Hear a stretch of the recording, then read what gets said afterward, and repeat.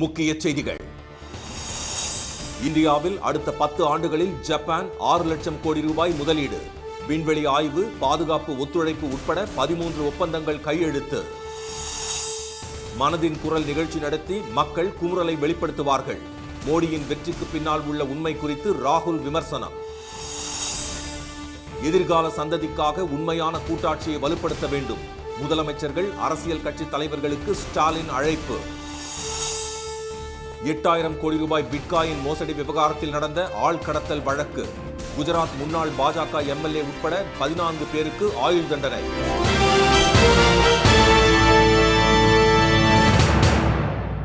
வணக்கம். இந்தியாவில் அடுத்த 10 ஆண்டுகளில் ஜப்பான் 6 லட்சம் கோடி ரூபாயை முதலீடு செய்யும் வகையில் பிரதமர் திரு மோடி ஜப்பான் பிரதமர் ஷிகரு இஷிபா சந்திப்பின் போது பல்வேறு ஒப்பந்தங்கள் கையெழுத்தாகின. இந்தியா ஜப்பான் 15வது உச்சி மாநாட்டில் கலந்து கொள்ள 2 நாள் பயணமாக டோக்கியோ சென்ற திரு மோடி அங்கு ஷிகரு இஷிபாவை நேற்று சந்தித்து இரு நாடுகளுக்கு இடையான ஒத்துழைப்பை அதிகரிப்பது தொடர்பாக பேச்சுவார்த்தை நடத்தினார். அப்போது தொழில்நுட்பம், விண்வெளி ஆய்வு, தூய்மையான எரிசக்தி, முக்கியமான கனிமங்கள், காலநிலை மாற்றம், கல்வி, பல்லுயிர் பாதுகாப்பு உள்ளிட்ட துறைகளில் ஒத்துழைப்புக்கான 13 ஒப்பந்தங்கள் கையெழுத்தாகின. பின்னர் இருவரும் கூட்டாக செய்தியாளர்களை சந்தித்தனர். அப்போது பேசிய திரு மோடி அடுத்த 10 ஆண்டுகள் ஒத்துழைப்புக்கான வரைபடத்தை தாங்கள் உருவாக்கியுள்ளதாக கூறினார். இந்தியா அண்ட் ஜப்பான் பார்ட்னர்ஷிப் அடுத்த 10 ஆண்டுகளில் 10 டிரில்லியன் yen, அதாவது 6 லட்சம் கோடி ரூபாயை இந்தியாவில் ஜப்பான் முதலீடு செய்ய உள்ளதாக திரு மோடி தெரிவித்தார். நிலவின் தென் துருவத்தை ஆராய சந்திரயான் 5 திட்டத்தை இஸ்ரோவும் ஜப்பான் விண்வெளி ஆய்வு நிறுவனமான ஜாக்சாவும் இணைந்து மேற்கொள்ள ஒப்பந்தம் செய்யப்பட்டுள்ளது.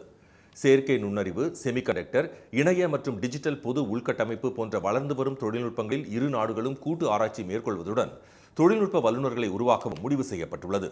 அரிய வகை கனிமங்கள் ஆய்வு, அதற்கான செயல் தொழில்நுட்பம் மற்றும் கூட்டு முதலீடுகளை அதிகரிக்கவும் ஒப்பந்தம் கையெழுத்திடப்பட்டுள்ளது. பாதுகாப்பு ஒத்துழைப்பு, பொருளாதார பாதுகாப்பு, சுற்றுச்சூழல் நிலைத்தன்மை உள்ளிட்ட கூட்டு பிரகடனத்திலும் இரு நாடுகளும் கையெழுத்திட்டுள்ளன. மனிதவள பரிமாற்ற திட்டத்தின்படி அடுத்த 5 ஆண்டுகளில் 50,000 தொழிலாளர்கள் இந்தியாவில் இருந்து ஜப்பானுக்கு அனுப்பப்பட உள்ளனர். ஜப்பான் பயணத்தை முடித்துக் கொண்டு இன்று டோக்கியோவில் இருந்து சீனா செல்லும் திரு மோடி 2 நாட்கள் நடைபெறும் ஷாங்காய் ஒத்துழைப்பு அமைப்பின் உச்சி மாநாட்டில் பங்கேற்கிறார். அப்போது இருதரப்பு உறவு மற்றும் வர்த்தகம் குறித்து சீன அதிபர் ஜி ஜின்பிங்குடன் அவர் ஆலோசனை நடத்த உள்ளார். வாக்கு திருட்டு மூலம் திரு மோடி வெற்றி பெற்றார் என்பதை உணர்ந்து கொண்டால் அவருக்கு நாட்டு மக்கள் மனதின் குரல் நிகழ்ச்சி நடத்தி குமுறலை தெரிவிப்பார்கள் என்று எதிர்க்கட்சித் தலைவர் திரு ராகுல் காந்தி கூறியுள்ளார். பீகாரில் தேர்தல் ஆணையம் மேற்கொண்ட வாக்காளர் பட்டியல் சிறப்பு தீவிர திருத்தத்தை தொடர்ந்து வெளியான வரைவு பட்டியலில் 65 லட்சம் பேரின் பெயர்கள் நீக்கப்பட்டுள்ளன. இது வாக்கு திருட்டு என்று கூறி எதிர்க்கட்சிகள் கடும் எதிர்ப்பு தெரிவித்து வருகின்றன. தேர்தல் ஆணையத்தின் நடவடிக்கையை கண்டித்தும் நேர்மையான முறையில் தேர்தல் நடத்த வலியுறுத்தியும் பீகாரில் சசாராம் முதல் பாட்னா வரை திரு ராகுல் காந்தி வாக்காளர் உரிமை யாத்திரை நடத்தி வருகிறார். சிவான் நகரில் ராஷ்டிரிய ஜனதா தள கட்சி தலைவர் திரு தேஜஸ்வி யாதவுடன் யாத்திரை சென்றபோது கூடியிருந்தவர்கள் மத்தியில் பேசிய திரு ராகுல் பாஜக தலைவர்கள் தேர்தலில் வாக்கு திருட்டு மூலம்தான் வென்றதாக கூறினார்.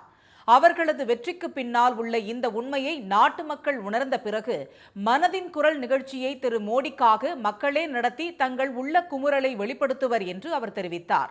அப்போது வாக்குகளை திருட அனுமதிப்பீர்களா என்று திரு ராகுல் கேட்டதற்கு அங்கு கூடியிருந்தவர்கள் விடமாட்டோம் என்று முழக்கம் எழுப்பி பதில் அளித்தனர்.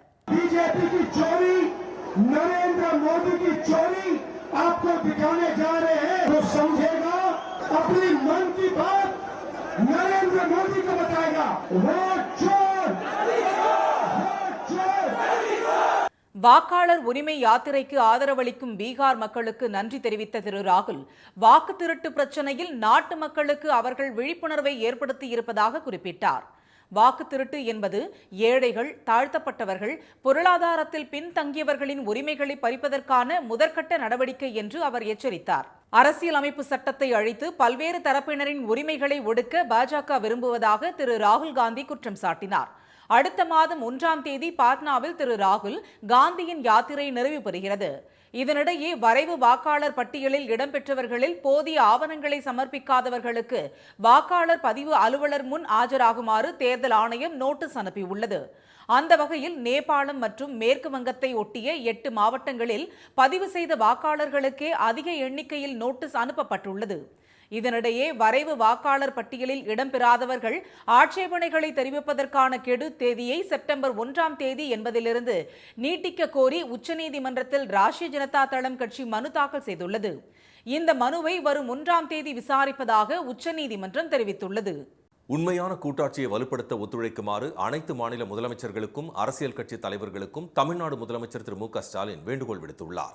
இது தொடர்பாக அவர் எழுதிய கடிதத்தில் இந்திய அரசமைப்பானது மத்திய அரசுக்கும் மாநிலங்களுக்கும் இடையில் சிறந்ததொரு அதிகார சமநிலையுடன் கூடிய கூட்டாட்சி கட்டமைப்பை உருவாக்கியுள்ளது என்று குறிப்பிட்டுள்ளார்.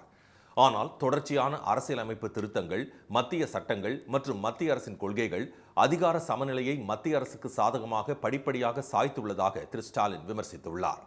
மத்திய அரசில் உள்ள பெரிய அமைச்சகங்கள் மாநிலங்களின் செயல்பாடுகளில் தலையிட்டு மாநில முன்னுரிமைகளுக்கு பாதிப்புகளை ஏற்படுத்துவதாக குற்றம் சாட்டியுள்ள முதலமைச்சர் இதில் தீர்க்கமான மறுபரிசீலனை செய்து உண்மையான கூட்டாட்சியை வலுப்படுத்தும் எதிர்கால கட்டமைப்பை உருவாக்குவதே காலத்தின் தேவை என்று வலியுறுத்தியுள்ளார். மத்திய மாநில உறவுகள் குறித்து ஆராய்ந்து அறிக்கை அளிக்க உயர்நிலை குழு ஒன்றினை தமிழ்நாடு அரசு அமைத்துள்ளது என்றும் அனைத்து மாநிலங்கள் மற்றும் யூனியன் பிரதேசங்களின் பரிசீலிக்கப்பட்ட கருத்துக்களை பெறுவதற்கு ஏதுவாக ஒரு கேள்வித்தாளை இக்குழு தயாரித்துள்ளதாகவும் திரு ஸ்டாலின் தெரிவித்துள்ளார். மாநில முதலமைச்சர்களும் பல்வேறு கட்சித் தலைவர்களும் கவனம் செலுத்தி உயர்நிலை குழுவின் வினாத்தாளை ஆராய்ந்து விரிவான பதில்களை வழங்குமாறு அவர் கேட்டுக் கொண்டுள்ளார். அனைத்து மாநிலங்களின் ஒட்டுமொத்த விருப்பத்தை பிரதிபலிக்கும் ஓர் ஆவணத்தை வடிவமைப்பதிலும் கூட்டாட்சி அடித்தளங்களை வலுப்படுத்துவதிலும் முதலமைச்சர்கள் மற்றும் கட்சித் தலைவர்களின் தீவிர பங்கேற்பு மிக முக்கியமானதாக விளங்கும் என்று தமது கடிதத்தில் தமிழ்நாடு முதலமைச்சர் கோடிட்டு காட்டியுள்ளார்.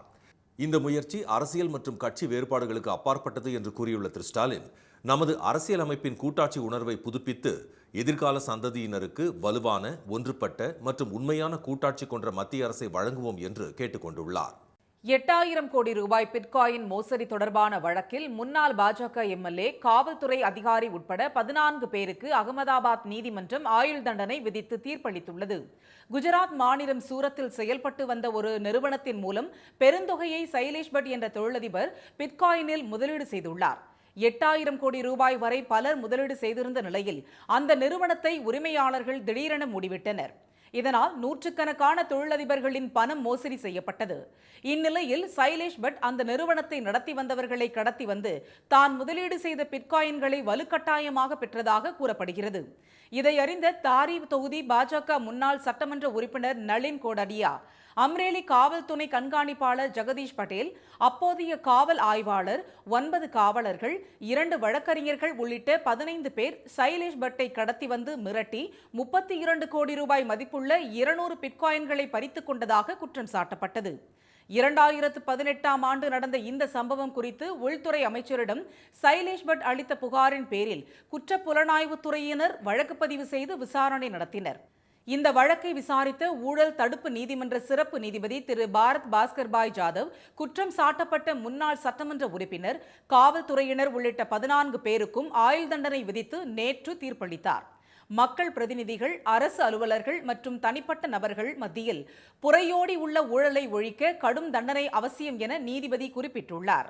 364A को मानते हुए और क्रिमिनल कॉन्स्पिरेसी को मानते हुए इंडियन पिनल कोड की अलग अलग धारा और पीसी एक्ट की अलग अलग धाराओं के तहत सभी को लाइफ इम्प्रिजनमेंट की सजा सुनाई है.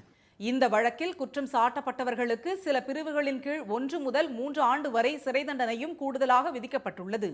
குற்றவாளிகள் தரப்பு வழக்கறிஞர் பரேஷ் வகேலா குஜராத் உயர்நீதிமன்றத்தில் மேல்முறையீடு செய்ய போவதாக தெரிவித்துள்ளார். ஜிஎஸ்டி வரியில் மேற்கொள்ளப்படும் திருத்தங்களால் மாநிலங்களின் நிதி பாதுகாக்கப்படுவதை மத்திய அரசு உறுதி செய்ய வேண்டும் என்று தமிழ்நாடு நிதி அமைச்சர் திரு தங்கம் தென்னரசு வலியுறுத்தியுள்ளார். ஜிஎஸ்டி வரியை குறைக்க மத்திய அரசு முடிவு செய்துள்ளதால் ஜவுளி, காலணி, பதப்படுத்தப்பட்ட உணவுப் பொருட்கள் உள்ளிட்டவற்றின் விலை கணிசமாக குறையும் என்று எதிர்பார்க்கப்படுகிறது. இது தொடர்பான ஆலோசனைக் கூட்டம் வரும் 3 மற்றும் 4ஆம் தேதிகளில் நடைபெற உள்ளது. இந்நிலையில் டெல்லியில் உள்ள கர்நாடக இல்லத்தில் தமிழ்நாடு, கர்நாடகா, கேரளா, தெலுங்கானா, ஜார்க்கண்ட், இமாச்சல பிரதேசம் ஆகிய மாநிலங்களின் நிதியமைச்சர்களின் ஆலோசனைக் கூட்டம் நேற்று நடைபெற்றது. இதில் தமிழ்நாட்டின் சார்பில் நிதியமைச்சர் திரு தங்கம் தென்னரசு கலந்து கொண்டார். ஜிஎஸ்டி வரி விதிப்பு முறையின் கீழ் மாநிலங்கள் எதிர்கொள்ளும் முக்கிய பிரச்சனைகள் மற்றும் வரி குறைப்பால் மாநிலங்களுக்கு ஏற்படும் நிதி குறைவு உள்ளிட்டவைகள் குறித்து கூட்டத்தில் விவாதிக்கப்பட்டது. பின்னர் செய்தியாளர்களிடம் பேசிய திரு தங்கம் தென்னரசு, ஜிஎஸ்டி வரி மாற்றங்களால் ஏற்படும் நிதி இழப்புகளை மத்திய அரசு தொடர்ந்து சரி செய்ய வேண்டும் என்றார். தமிழ்நாடு போன்ற மாநிலங்கள் பொது சுகாதாரம், கல்வி, இலவச திட்டங்கள் மற்றும் பிற நலத்திட்டங்களுக்கு அதிக நிதி செலவிடும் நிலையில் நிதி இழப்பு ஏற்படும் போது அந்த பணிகள் அனைத்தும் பாதிக்கப்படும் என்றும் அவர் கூறினார். Point of view, I would like to reiterate that while we are all for the rationalization of GST rates, while we welcome it, we are here to reiterate our stand that the compensation for the states for the likely losses which might arise out of this rationalization exercise. மாநிலங்களின் வரி வருவாய் குறைந்து நலத்திட்டங்களுக்கான நிதி நேரடியாக பாதிக்கப்படுவது மக்களின் வாழ்க்கை தரத்தில் எதிர்மறை விளைவுகளை ஏற்படுத்தும் என்று திரு தங்கம் தென்னரசு கூறினார். எனவே மத்திய அரசு மாநிலங்களின் நிதி உரிமையை பாதுகாக்க வேண்டும் என்று அவர் கேட்டுக்கொண்டார். மாநிலங்களின் கருத்துகளுக்கு மதிப்பளித்து அவற்றின் நிதி சுதந்திரத்தை பாதுகாப்பதன் மூலமே கூட்டாட்சி தத்துவம் வலுப்பெறும் என்று திரு தங்கம் தென்னரசு வலியுறுத்தினார். 100 நாள் வேலை திட்டத்திற்கு ஒதுக்கப்பட்ட நிதியில் 60% மேல் முதல் 5 மாதங்களிலேயே செலவிடப்பட்டிருப்பதாக மத்திய நிதியமைச்சகம் தெரிவித்துள்ளதன் மூலம் அந்த திட்டத்திற்கான கடும் நிதி பற்றாக்குறை அம்பலமாகியுள்ளது. கிராமப்புற மக்களின் வாழ்வாதாரத்தை மேம்படுத்துவதை நோக்கமாக கொண்டு மகாத்மா காந்தி தேசிய ஊரக வேலைவாய்ப்பு உறுதி திட்டம் 2005ஆம் ஆண்டு அறிமுகப்படுத்தப்பட்டது. நாடு முழுவதும் இந்த திட்டத்தின் கீழ் கோடிக்கணக்கான கிராமப்புற மக்கள் பயனடைந்து வருகின்றனர். தற்போது நிதியாண்டின் 2வது காலாண்டு முடிவடைய 1 மாதமே உள்ள நிலையில் கிராமப்புற மேம்பாட்டு அமைச்சகத்திடம் உள்ள தரவுகளின்படி 2025-26 மத்திய பட்ஜெட்டில் இத்திட்டத்திற்காக ஒதுக்கப்பட்ட 86,000 கோடி ரூபாயில் 51,521 கோடி ரூபாய் இதுவரை செலவிடப்பட்டுள்ளதாக தெரிவிக்கப்பட்டுள்ளது. நாடு முழுவதும் 12 கோடியே 15 லட்சம் தொழிலாளர்கள் இந்த திட்டத்தை நம்பியுள்ள நிலையில் நிதி பற்றாக்குறை காரணமாக அவர்களுக்கு ஊதியம் வழங்குவது பாதிக்கப்படும் சூழல் உருவாகியுள்ளது. ஆகஸ்ட் 5ஆம் தேதி மக்களவையில் திரிணாமுல் காங்கிரஸ் எம்பி திருமதி மஹுவா மொய்த்ரா எழுப்பிய கேள்விக்கு 2025-26ஆம் ஆண்டில் ஒதுக்கப்பட்ட நிதியில் சுமார் 38% முந்தைய நிதியாண்டில் நிலுவையில் உள்ள செலவுகளை ஈடுகட்ட செலவிடப்பட்டதாக மத்திய அரசு தெரிவித்தது. கடந்த சில ஆண்டுகளாக இந்த திட்டத்தில் கடும் நிதி பற்றாக்குறை நிலவுவதால் ஊரக வளர்ச்சித்துறை திருத்தப்பட்ட நிதி ஒதுக்கீட்டை கோரி நிதி அமைச்சகத்தை அணுகியதாகவும், ஆனால் இதுவரை கூடுதல் நிதியை மத்திய பாஜக அரசு ஒதுக்கவில்லை என்றும் தகவல்கள் தெரிவிக்கின்றன. அதே நேரத்தில் இந்த திட்டத்தின் நிர்வாக சட்டம் அரசு குறைந்தபட்சம் 100 நாட்கள் வேலைவாய்ப்பை வழங்கும் என்று கூறினாலும் கடந்த 5 ஆண்டுகளில் சராசரி வேலை நாட்கள் இந்த வாக்குறுதியை விட மிக குறைவாகவே இருந்துள்ளது. 2023-24 நிதியாண்டில் இது 52 நாட்கள் மற்றும் 2022-23 நிதியாண்டில் 47 நாட்களாகவுமே இருந்தது தரவுகள் மூலம் தெரிய வந்துள்ளது. மனுஷி திரைப்படம் சமூகத்திற்கு தேவையான கருத்துக்களை சொல்வதாக பாராட்டிய உயர்நீதிமன்ற நீதிபதி சில காட்சிகளை நீக்கிவிட்டு தணிக்கை சான்றிதழ் வழங்க உத்தரவிட்டுள்ளார். இயக்குனர் வெற்றிமாறன் தயாரிப்பில் இயக்குனர் கோபி நயினார் இயக்கியுள்ள இந்த படத்தில் 37 ஆட்சேபனைக்குரிய காட்சிகள் மற்றும் வசனங்களை நீக்க தணிக்கை வாரியம் உத்தரவிட்டிருந்தது. இதை எதிர்த்து சென்னை உயர்நீதிமன்றத்தில் வெற்றிமாறன் மனு தாக்கல் செய்திருந்தார். மனுவை விசாரித்த நீதிபதி திரு ஆனந்த் வெங்கடேஷ் ஆட்சேபனைக்குரிய காட்சிகளை ஆய்வு செய்ய திரைப்படத்தை பார்த்தார். இந்த வழக்கு நேற்று விசாரணைக்கு வந்தபோது சாதி ஏற்றத்தாழ்வு, சித்தாந்த சார்பு தன்மை ஆகியவை அப்பாவி மக்களின் வாழ்க்கையை பாதிப்பதை படம் எடுத்துக் கூறுவதாக நீதிபதி குறிப்பிட்டார். சாதி வேறுபாடு, சித்தாந்தம் ஆகியவற்றால் நீதி சமரசம் செய்து கொள்ளப்படும் போது தனிப்பட்டவர்கள் மட்டுமின்றி சமூகமே பாதிக்கப்படும் என்ற கதையோட்டம் சொல்வதாகவும் அவர் சுட்டிக்காட்டினார். கடவுள், அறிவியல் நம்பிக்கை, சித்தாந்தம், அடையாளம் ஆகியவை குறித்து வெளிப்படையான உரையாடல்கள் இடம்பெற்றுள்ளன என்ற நீதிபதி தணிக்கை வாரியம் பரிந்துரைத்த சில காட்சிகளை நீக்க வேண்டாம் என்றும் சில காட்சிகளை மாற்றியமைக்க வேண்டும் எனவும் உத்தரவிட்டார்.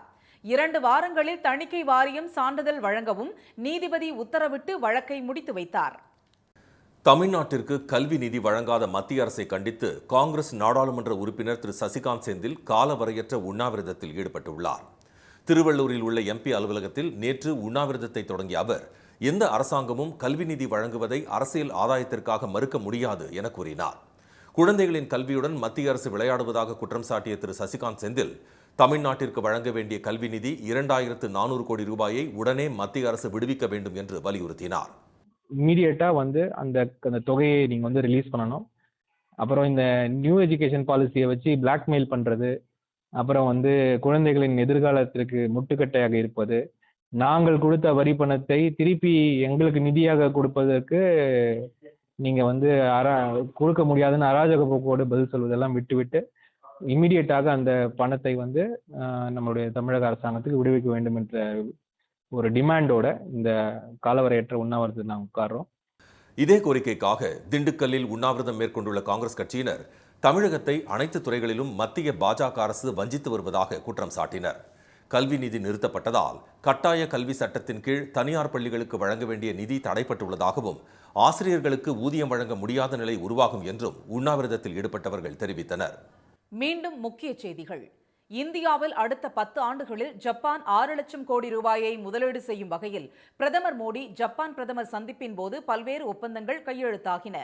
உண்மையான கூட்டாட்சியை வலுப்படுத்த ஒத்துழைக்குமாறு அனைத்து மாநில முதலமைச்சர்களுக்கும் அரசியல் கட்சி தலைவர்களுக்கும் முதலமைச்சர் ஸ்டாலின் வேண்டுகோள் விடுத்துள்ளார்.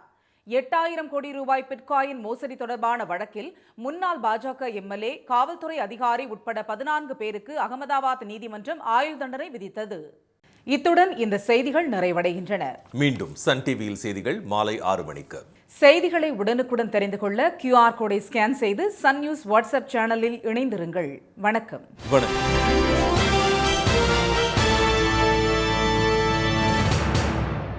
உடனுக்குடன் செய்திகளை தெரிந்து கொள்ள சன் நியூஸ் பெல் ஐகானை கிளிக் பண்ணுங்க.